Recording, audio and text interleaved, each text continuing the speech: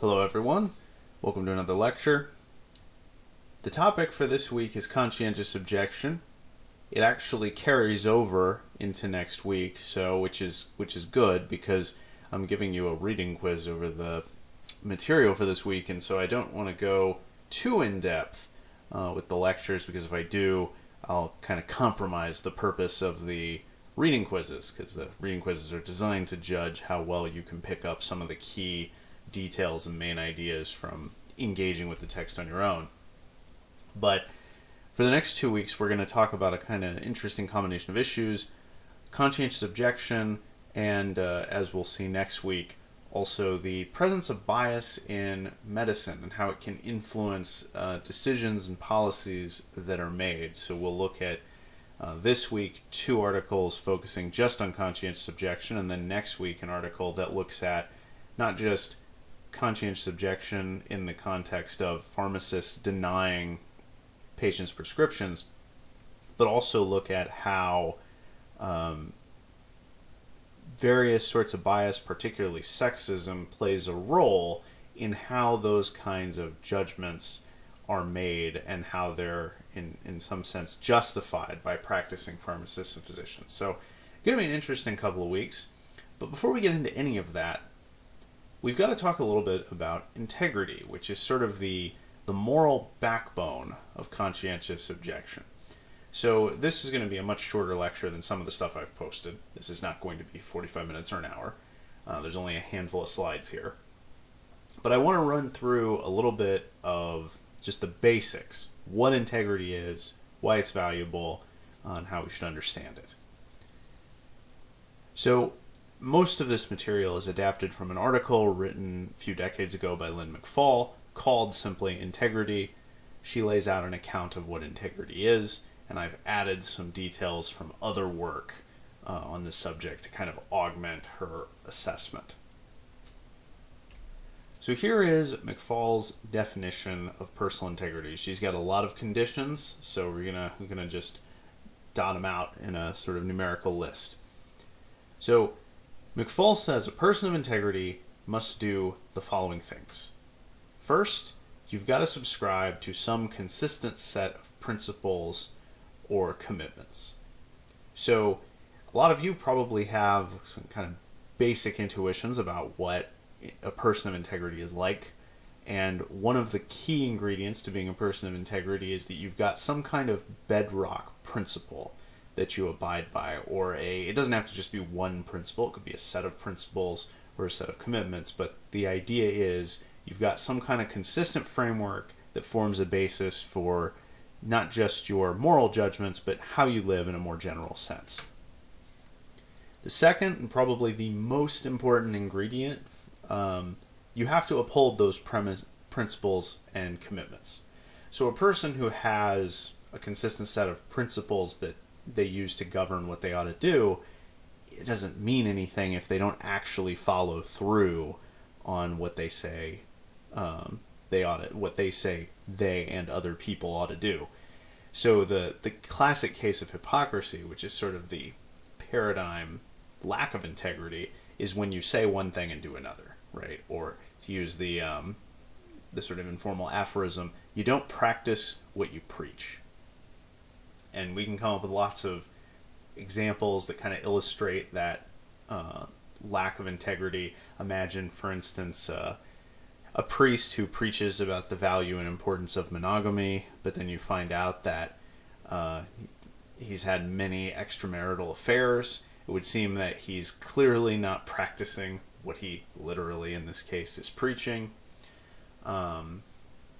You can imagine like an athlete saying that it's important to value the team's accomplishments over your own, but in the actual games, perhaps he's a bit of a ball hog or a sort of glory seeker, wants to pad his stats, so to speak, and cares more about that than actually helping the team win. There are some real-life cases of this. The most notorious one I can think of is a couple of years ago was Russell Westbrook on the Oklahoma City Thunder. Those of you who are NBA fans, you know what I'm talking about. We all know what was going on. even though he denied it over and over again in interviews. You can look at the games, and you can see him stealing those defensive rebounds from Steven Adams over and over again. It was nonsense. Don't do that. If you play basketball, don't steal defensive rebounds from your 7-foot center. Just let him get the damn ball. It's the only time Steven Adams is going to even touch the ball in the possession. Come on, man, what are you doing? Anyway, point being, if you don't practice what you preach, you don't have integrity. Now, further condition, you've got to do these things for the right reasons. So a person who maintains integrity in the sense of, saying that that people should do something and then doing that thing, if they're doing it just to try to keep up appearances or to deceive people, well, they don't really have integrity, because that suggests that the principles that they're abiding by are not sincerely held, right? They're acting for the wrong reasons, so they don't actually have that virtue. And finally, another critical one, you have to do these things. You have to subscribe to a consistent set of principles, uphold those principles, do it for the right reasons, even when you are sincerely tempted to do something else. So even when it would be, you're an artist and you think it's important to maintain your own individual creativity, but you're offered a lot of money to, say, dumb down your book to make it easier to market and sell, or to change your painting to make it appeal to a larger audience and to make it more accessible to people who are, less familiar with surrealism or something like that. If you succumb to temptation and compromise your artistic integrity, then that's a way you can fail to have this particular virtue. On the other hand, if you are a person of integrity in that context, you might stand your ground and say, well, look, I realize I'm not going to make as much money doing things the way I am, but it's important for me to produce the work that I think is as good as possible, and I'm not going to compromise its quality just to try to make a little bit more money. These 4 ingredients are fairly uncontroversial as far as integrity goes. Integrity is a complex concept. There's a huge literature on it. But these 4 conditions are pretty universal across every conception of integrity that's on offer. Now, McFall also mentions 2 others which are a little more controversial. One is, she thinks it has to be possible for you to be tempted to break your promises or commitments. So suppose you were just a pure hedonist, and you were just somebody who said, the only thing I really care about is just having a good time. She doesn't think that kind of person could have integrity, because that person could never really be tempted to violate their principles or commitments. How could you be, I guess the thought would be, how could you be seriously tempted to violate a principle of just doing whatever you want, or doing what brings you the most pleasure? And there's something to be said for that, but I'm not sold that this is it's not obvious to me that this is a necessary prerequisite for having integrity, because I actually think it would be really, really difficult, given how human beings are. I think it would actually be very difficult for people to even on the sort of purely self-interested hedonistic principle to live consistently with just that principle for your entire life. I still think it would take effort, and it would still take work. You might not be tempted to break it in the same way other people are, but you could still in various ways screw up adhering to that principle by, accidentally having altruistic impulses or something like that. So I'm not as sold on 5 being a necessary requirement of integrity. I'm also not totally certain about 6. McFall says that the relevant commitments or principles have to be things that are important to us. The paradigm cases of integrity, this is true, but there are also lots of smaller things that might not be super important to us, but that still meet all the other requirements, right? There are principles or commitments that we might be tempted to break under certain circumstances, that they may not be super important, but they still matter to us at some level, even if only at a low level. And it seems like you can have, at least to me, you can have integrity with respect to those things, It's just that those things, having integrity with respect to those smaller commitments, might not be noticed or valued in the same way. So you might have like a sort of very, very low level moral commitment to like being punctual, to showing up on time for your appointments or something like that. And you might act with integrity with respect to that one principle. And maybe that's not as significant as like, I don't know, acting with integrity with respect to prioritizing your children's welfare or being loyal to your friends or whatever else. But it still seems like that's an example of having integrity. At least to me. I don't see a huge difference between that kind of case and the others. So 5 and 6, bottom line, 5 and 6, fairly controversial conditions. There's room to challenge these, but virtually every account of integrity is you're gonna see these 4 ingredients present. Consistent set of principles and commitments, a willingness to uphold them through your actions, you're going to uphold them for the right reasons, and you're going to do so even when you are tempted to violate those principles or commitments. Now, if you expand McFall's account a little bit further and add in some other stuff, we can get a fuller picture of what the virtue of integrity looks like. We know that a couple of things are definitely not integrity. I already mentioned hypocrisy as like the paradigm case of failing to have integrity. It's probably the one we're most familiar with. But dogmatism is also a way to not have integrity. So you might think, well, here's a really easy way to have integrity. Just be like, just staunchly devoted to some ideal or some system or some religion or nationalistic creed or whatever it is, right? Well, that's not really having integrity either, because having integrity is compatible with changing your view in response to new information.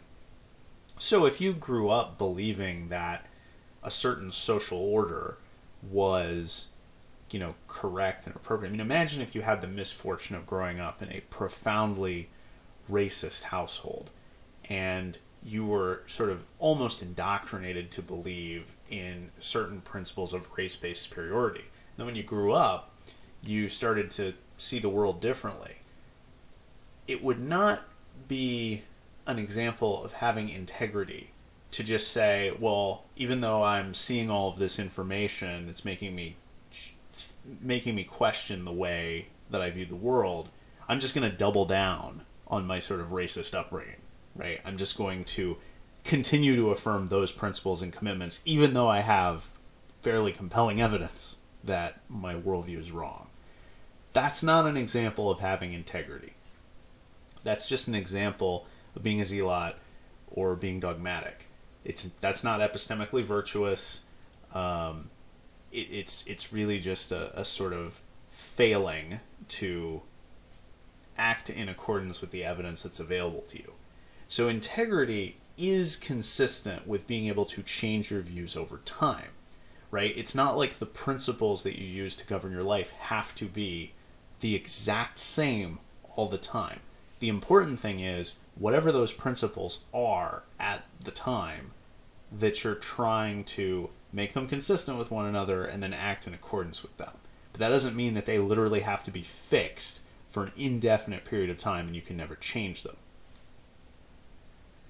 Now, on the other side of the spectrum, like I said, all of those things that... now, I do notice now looking here that I did plug in principles that concern values that are important to the person over here in the sort of this is a fairly uncontroversial part of integrity. Now, this is the one thing, like this is common because that's why it's over here. But I do want to stress this. There's room to even challenge this one. The other 3, I think, are pretty much ironclad. There's no real... If you don't have this condition, this condition, this condition met, then I don't think you've got whatever you're talking about, whatever virtue it is, it's not integrity anymore. It's lost the core feature. Most people do lump this one in as well. But I've already suggested, I've kind of shown my hand. I'm not totally sold that this one is an essential or required part of having integrity. Here are some others that are there's not really even any consensus on these. Are just like live debates about the issue. Some people think you can only have integrity if your principles are morally just or morally right.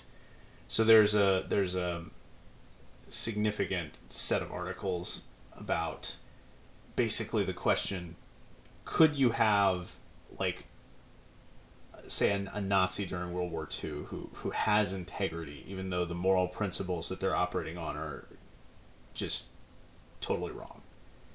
And there doesn't really seem to be a consensus on that. Some people think that integrity is a moral virtue that literally requires that your principles be morally right. Some people think that integrity is a non-moral virtue, and it's more about having that sort of internal consistency. And so the content of your moral principles can vary dramatically. And that integrity is more about how the parts fit together and not whether or not the picture that is created by those parts is a moral one or not. For what it's worth, I tend to actually be in the latter camp. I tend to think that integrity is. I think that it's very, very hard to maintain integrity, even in the non-moral sense, if your moral principles are like totally warped or corrupted, because you're going to have instances where other moral values that you have are in conflict with some of the. I mean, like a lot of profoundly immoral value systems are really fragile. They, I use the example of someone who was born in a racist household. The problem is, it's really easy to be exposed to counter evidence if you have like a profoundly unethical worldview. It's going to be really difficult for you to live your whole life unless you are literally have certain kinds of emotional deficits, like what we would associate with being a psychopath or something like that. It's going to be really hard for you to maintain a profoundly unethical worldview that is consistent with the evidence that's around you. So I don't actually think that this is as big of a problem as some people do, but some people want to rule out the possibility of there being a sort of coherent Nazi who somehow has integrity in a non-moral sense. They want to say, no, integrity requires that your moral principles also be just or correct or whatever. I'm not sold that you have to do that. But, it's a point of disagreement. There's also some debate about whether or not you can be tempted. I've already kind of alluded to that. The other reason why this is contestable to some degree is that there may be certain people that because of their dispositions, they just as a matter of fact are never tempted, even though the moral principles that they abide by seem like they would be really hard for people to. So for example, there are some people who are vegan because they think it's just wrong to consume animal products, right? And they make that a bedrock moral principle. Well, some people, that's much easier to do than others. There are some people who may never have developed much of a taste for meat, may not find it tempting to eat meat at all, but I don't think that means that the sort of moral value of trying to practice veganism suddenly now becomes a principle that you can't have integrity with respect to. So that's just another way in which this idea can be challenged. And the final one down here is, this comes from an article called Standing for Something by Cheshire Calhoun. She argued in an interesting way that integrity was a social virtue, not just a personal virtue. It wasn't just about our own individual values. It was also about modeling action for others, that when you act with integrity, you are sending a message to other people that the action that you're engaging in is something that is worth doing. And this is not an account of integrity that's caught on with everybody, but it has been kind of influential, and it's an interesting way to think about why integrity might be valuable beyond just something that we personally care about. Like, from a personal standpoint, we generally want the values that we consciously endorse to be reflected in our actions and vice versa, and we're actually psychologically hardwired to care about that. If you look up cognitive dissonance, that's the sort of psychological unease that's created when we have an inconsistency in what we're doing and what we believe. And it's really unpleasant, and people will do some really weird things to avoid that feeling of cognitive dissonance. So it is something that we care about at an individual level. But Calhoun was trying, in her work here, was trying to expand it to have a social dimension. Why is integrity valuable outside of what it means to individuals? That was the question she was trying to answer. Now, personal integrity, everything thus far, all this, and all these conditions, all this stuff was about personal integrity. But there's something important to note here. Personal integrity is not the only type of integrity that matters in the context of conscientious objection. One of our authors is going to make this point pretty straightforwardly. Her whole account is based primarily on the notion of professional integrity. Now, personal integrity is about maintaining a sort of kind of cohesive set of personal values and acting in accordance with them. But you can have integrity in another context, right? The context of your professional obligations. So professional integrity, this is my definition. This has not been, I've not taken this out of any of the readings directly, but this is basically just taking the same concepts of personal integrity and extending it instead to the profession in which you're involved. So professional integrity on that definition refers to endorsing the principles and commitments of one's profession and upholding these principles and commitments even when you're tempted to violate them. Now, I omitted the for the right reasons clause from McFall's personal integrity definition because typically the exercise of professional integrity is more about adopting the norms of the profession and abiding by them rather than like sort of your internal motivations for why you formed the values in the first place. Like when you're talking about personal integrity, your motivation matters because in order to sincerely hold certain principles and commitments, there's got to be some underlying intent there on your behalf. But if you're talking about a professional code that you're endorsing, you didn't come up with it, right? You didn't draft like the American Pharmacists Association Code of Ethics. If you're a lawyer, you didn't adopt all of the rules that govern what lawyers can and can't do, both in and out of the courtroom and in interactions with clients. Instead, these are supposed to be just sort of like professional mandates that you adopt. Not necessarily, like your reasons for adopting them, I think, are not as critical here in the context of professional integrity as they are to personal integrity. So those are the three ingredients, and the big observation I want to point out here is that sometimes it's not possible to uphold personal and professional integrity at the same time.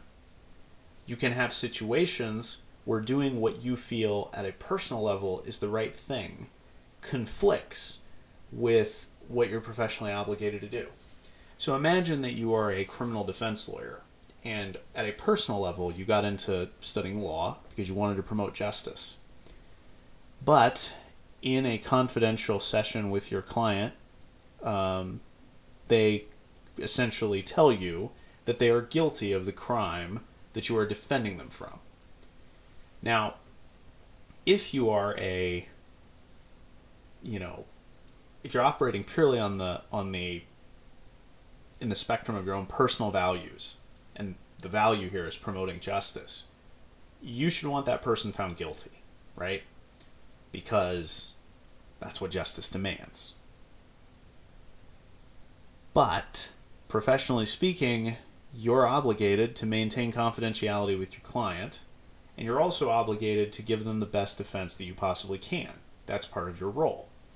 Now, in this kind of situation, you could theoretically, recuse yourself from the case.